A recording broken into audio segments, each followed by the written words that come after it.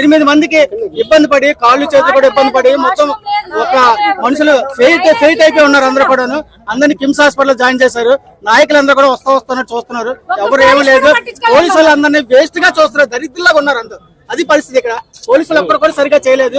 మా పరిస్థితి అందరినీ ఏం చేయాలని మీరు ఆలోచించుకోండి. 20 మందిలో మొత్తం అందరికీ కూడా అందరూ ఫెయింట్ అయిపోయి ఉన్నారు. ఎవరికి కూడా ఏం బాగాలేదు. అందరూ హాస్పిటల్ పడి ఉన్నారు. జరిగింది ఎక్కడ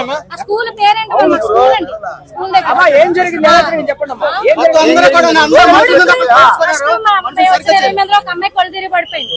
ఆ అమ్మాయితో పాటు కూడా ఒక్కళ్ళే పంపించారు.